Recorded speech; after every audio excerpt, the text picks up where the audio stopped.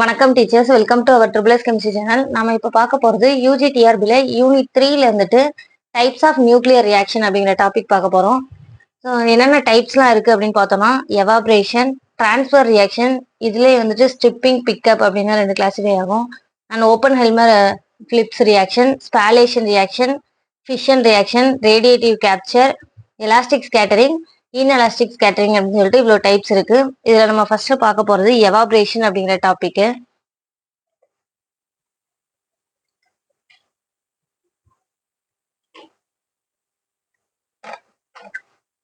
Evaporation அப்படின்னா என்ன அப்படின்னா, இப்போ ஒரு டார்கெட் நியூக்ளியஸ் இருக்குன்னா அது வந்துட்டு ப்ரொஜெக்டைல் வந்து அட்டாக் பண்ணும்போது வெளியே வரக்கூடிய அந்த எஜெக்டைல் பார்ட்டிகல்ஸ் வந்து நிறைய number of nucleons and alpha particles and combination of nucleons ரெண்டும் சேர்ந்து வந்ததுன்னா அதை நம்ம என்னன்னு சொல்லுவோம்னா எவாப்ரேஷன் சொல்லுவோம்.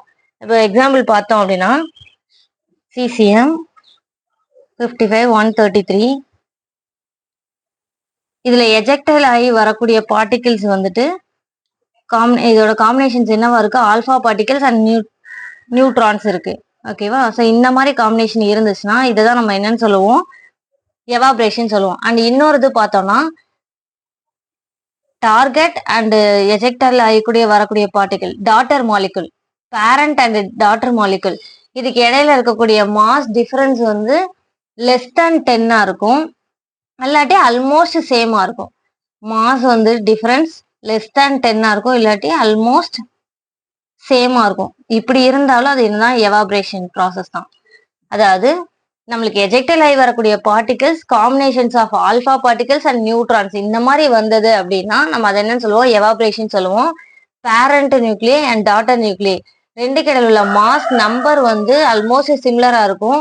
இல்லை அப்படின்னா டிஃப்ரெண்டா இருந்தா கூட 10 விட லெஸ் தேனா தான் டிஃப்ரெண்ட் இருக்கும். அப்படி இருந்ததுன்னா நம்ம அதை என்ன ப்ராசஸ்ன்னு சொல்லுவோம், எவாப்ரேஷன் ப்ராசஸ்ன்னு சொல்லுவோம். நெக்ஸ்ட் நம்ம பார்க்க போறது டிரான்ஸ்ஃபர் ரியாக்ஷன்.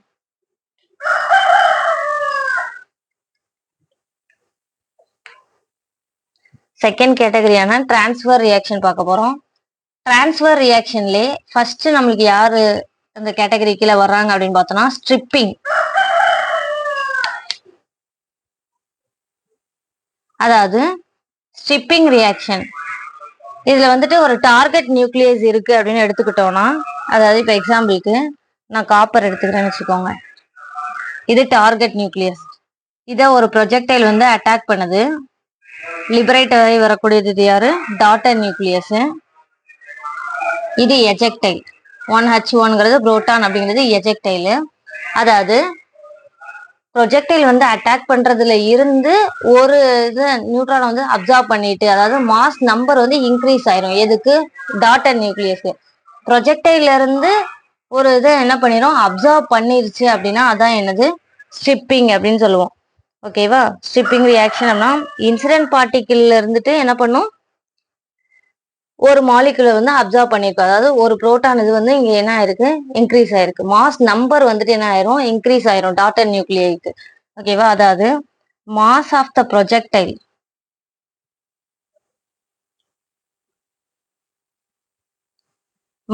ப்ரொஜெக்டைல் வந்து அதிகமா இருக்கும் மாஸ் ஆஃப் எஜெக்டைலை விட. இதுல இது டார்கெட் நியூக்ளியஸ், இது ப்ரொஜெக்டைல், வெளில வரக்கூடியது டாட்டர் நியூக்ளியஸ், இது வந்து யாரு, எஜெக்டைல் பார்ட்டிகல்ஸ். இந்த வரக்கூடிய ப்ரொஜெக்டைலோட அந்த மாஸ் நம்பர் வந்து ஒன்று என்ன ஆயிருக்கும், டிக்ரீஸ் ஆயிருக்கும். அதாவது டாட்டர் நியூக்ளியோட மாஸ் நம்பர் வந்து ஒன்று இன்க்ரீஸ் ஆயிரும்.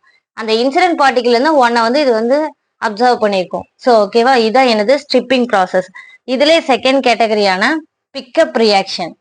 பிக்கப் ரியாக்ஷன் அப்படிங்கிறது அப்படி இதுக்கு வந்து ஆப்போசிட்டா இருக்கிறது. அதாவது இது டார்கெட் நியூக்ளியஸ், நம்ம ப்ரொஜெக்டைல் வச்சு அட்டாக் பண்றோம். இது எஜெக்டைல் அண்ட் இது daughter nucleus.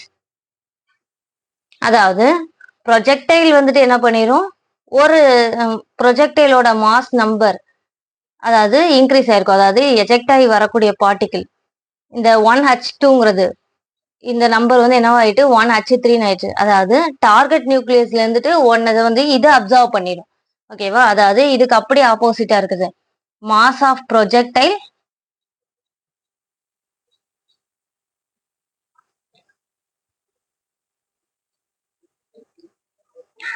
Less than mass of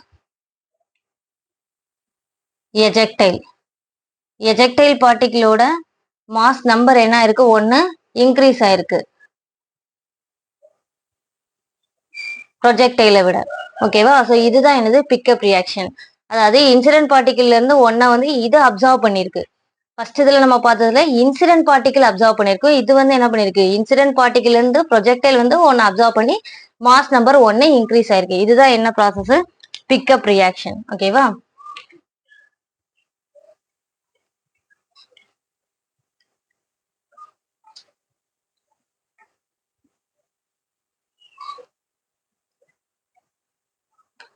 next நம்ம பார்க்க போற டாபிக் என்ன அப்படின்னு பார்த்தோம்னா ஓப்பன்ஹைமர் ஃபிளிப்ஸ் ரியாக்ஷன்.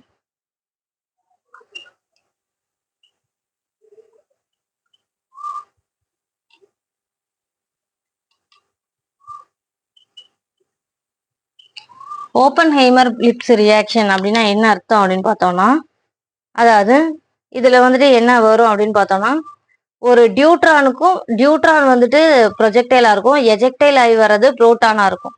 அதாவது இப்போ அங்க பார்த்தோம்னா எக்ஸாம்பிள் காப்பர் 2963 அட்டாக் பண்றது ஒரு புரோட்டான், அதாவது டியூட்ரான். இது வந்து யாரு, டியூட்ரான்.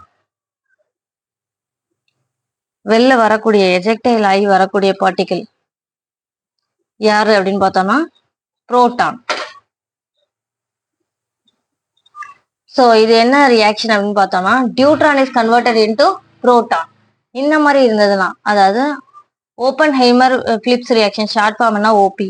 ஸோ இதுல என்ன ஆயிருக்கும், டியூட்ரானுக்கும் புரோட்டானுக்கும். அதாவது டியூட்ரான் வந்து ப்ரொஜெக்டைல், எஜெக்ட் ஆகி வரக்கூடிய பார்ட்டிகிள் யார் இருக்கும், புரோட்டான் இருக்கும் அப்படின்னு நம்ம ஷார்ட் ஃபார்மா ஞாபகம் வச்சுக்க வேண்டியதான், ஓபி டிபி அப்படின்னு சொல்லிட்டு. ஸோ இதான் என்னது ஓப்பன்ஹைமர் ரியாக்ஷன். ஓகேவா? Deuteron is converted into proton அப்படின்ட்டு. நெக்ஸ்ட் நம்ம பார்க்க போற டாபிக் என்ன அப்படின்னு பார்த்தோம்னா ஸ்பாலேஷன். ஸ்பாலேஷன் அப்படின்னா என்ன அர்த்தம் அப்படின்னு பார்த்தோம்னா நிறைய நம்பர் ஆஃப் நியூக்ளியான்ஸ் வந்துட்டு எஜெக்ட் ஆகி வர்றது.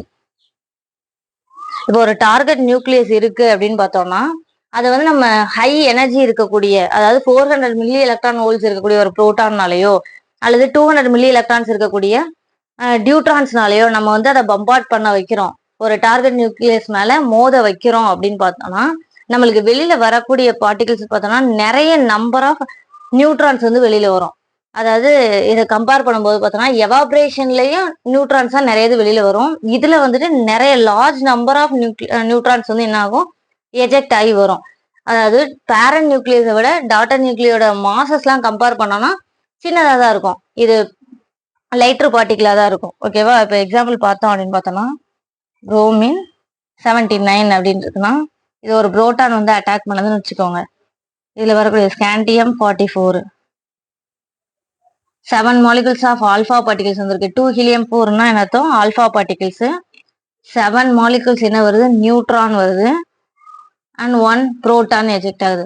அதாவது லார்ஜ் நிறைய numbers of neutron and alpha பார்ட்டிகல்ஸ்லாம் இது எமிட் ஆகும். எவாபரேஷன் ப்ராசஸை கம்பேர் பண்ணும்போது இது வந்து எப்படிப்பட்டதா இருக்கும், ரொம்ப வயலண்டான ஒரு ரியாக்ஷனா இருக்கும். ஓகேவா? நிறைய நம்பர் ஆஃப் நியூட்ரான்ஸ் வெளியில வர்றதுனால. ஓகேவா? நெக்ஸ்ட் கேட்டகரி நம்ம பார்க்க போறது ஃபிஷன் ரியாக்ஷன். ஃபிஷன்னா பிளவுன்னு அர்த்தம்.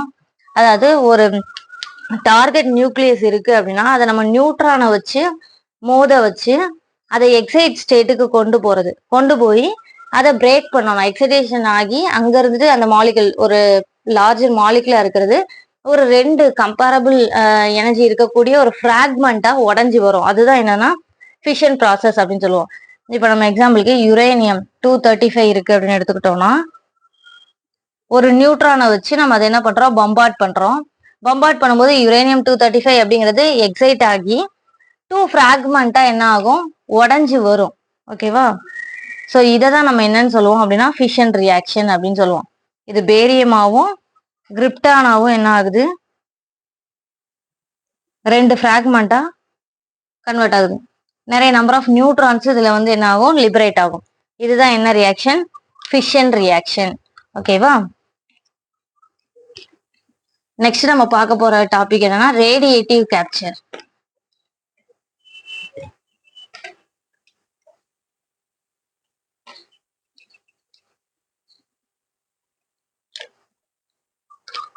Radiative capture.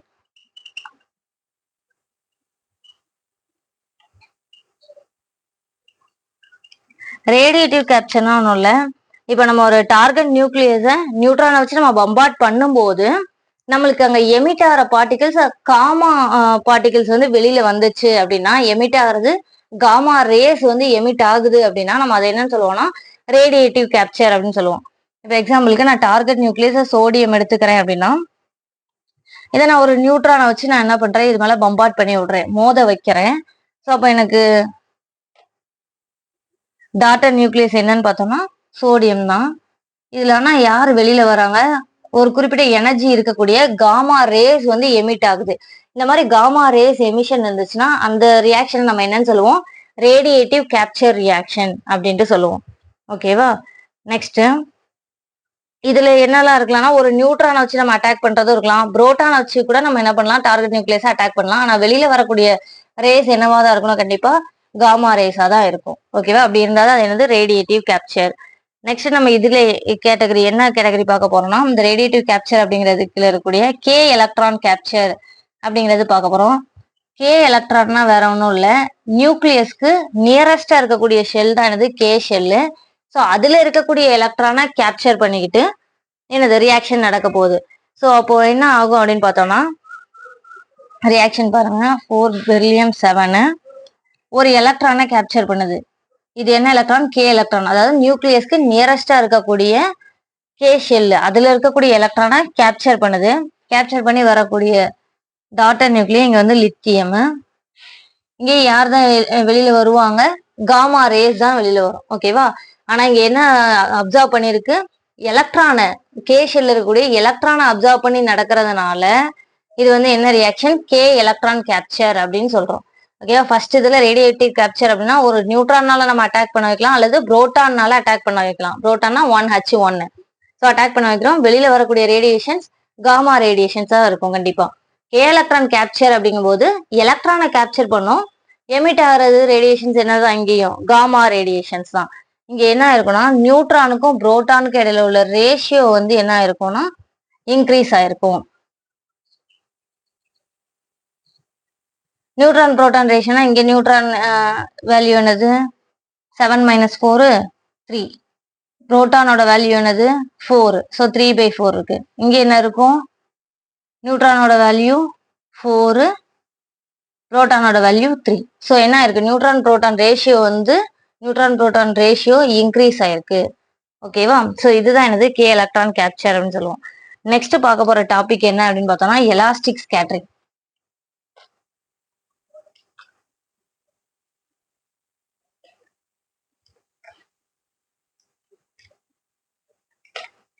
நெக்ஸ்ட் நம்ம பார்க்க போற டாபிக் என்னது எலாஸ்டிக் ஸ்கேட்டரிங்.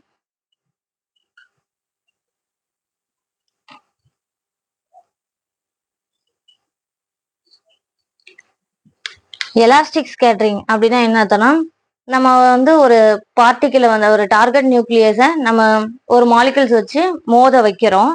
அப்போ என்ன ஆகும்னா, அந்த இன்சிடென்ட் பார்ட்டிகிளோட கைனட்டிக் எனர்ஜி மட்டும் கொஞ்சோல என்ன பண்ணப்பட்டிருக்கும்னா இங்க யூஸ் பண்ணப்பட்டிருக்கும். அதாவது பொட்டன்ஷியல் எனர்ஜில எந்த ஒரு சேஞ்சஸும் இருக்காது. வந்து மோதுறதுக்கும் சரி, இங்க டார்கெட் நியூக்ளியஸ்க்கும் சரி இடையில எந்த ஒரு பொட்டன்ஷியல் எனர்ஜில சேஞ்சஸ் இருக்காது. பட் இன்சிடென்ட் பார்ட்டிகிளோட கைனட்டிக் எனர்ஜி மட்டும் ஸ்லோ கொஞ்சமா வந்து என்ன பண்ணப்பட்டிருக்கும், யூஸ் பண்ணப்பட்டிருக்கும். அதாவது இப்ப இங்க பார்த்தோம்னா ஒரு டார்கெட் நியூக்ளியஸ் இருக்குன்னா,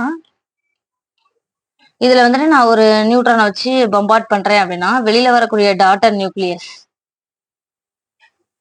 அண்ட் எஜெக்டைல் வெளியில வருதுன்னு வச்சுக்கோங்க. அதாவது இதோட இந்த 2 பேரோட பொட்டன்ஷியல் எனர்ஜில எந்த ஒரு சேஞ்சஸ் இருக்காது. பட் இந்த நியூட்ரானோட கைனட்டிக் எனர்ஜி மட்டும் ஸ்லோலி கன்சியூம்டு, கொஞ்சமா மட்டும் என்ன பண்ணப்பட்டிருக்கும், கன்சர்வ் பண்ணப்பட்டிருக்கும். இதை தான் நம்ம என்னன்னு சொல்லுவோம் அப்படின்னு பார்த்தோம்னா எலாஸ்டிக் ஸ்கேட்டரிங் அப்படின்னு சொல்லுவோம். அதாவது there is no change in potential energy. ஓகேவா. அண்ட் கைனட்டிக் எனர்ஜி மட்டும் என்ன பண்ணப்பட்டிருக்கும், கன்சர்வ் பண்ணப்பட்டிருக்கும். இப்போ இதுக்கான ஃபார்முலா ஒன்று இருக்கு. என்னன்னு பார்த்தோம்னா EM = 4mm sin square θ/2 divided by m plus m the whole square, இங்க இஎம். இதுல இஎம் அப்படிங்கிறது என்ன அப்படின்னு பார்த்தோம்னா kinetic energy of the incident particle.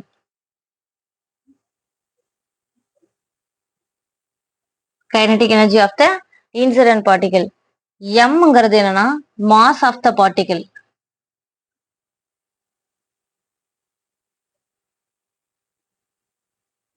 Theta அப்படிங்கிறது என்னன்னா angle between initial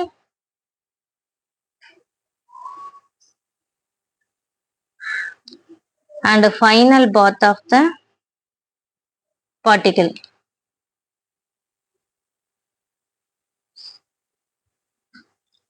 EM capital M அப்படிங்கிறது என்னன்னா kinetic energy of the kinetic energy, அதாவது gained by the target nucleus. Incident பார்ட்டிகளோட கைனடிக் எனர்ஜியை இது என்ன பண்ணிருக்கோம், டார்கெட் நியூக்ளியஸ் கொஞ்சமா கெயின் பண்ணிருக்கோம். அதுதான் நம்ம என்ன சொல்றோம், இஎம் கேபிட்டல் எம் சொல்றோம். ஓகேவா, kinetic energy gained by the target nucleus.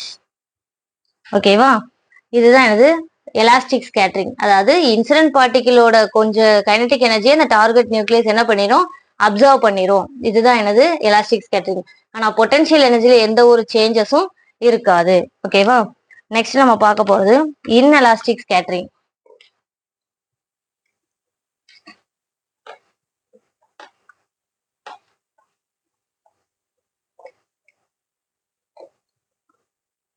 Next நம்ம பார்க்க போற டாபிக் என்ன, இன்எலாஸ்டிக் ஸ்கேட்டரிங். இன்எலாஸ்டிக் ஸ்கேட்டரிங் அப்படின்னா என்னன்னா, அதாவது sum of the kinetic energy of the incident particles வந்து used up raising the potential energy of the target nucleus.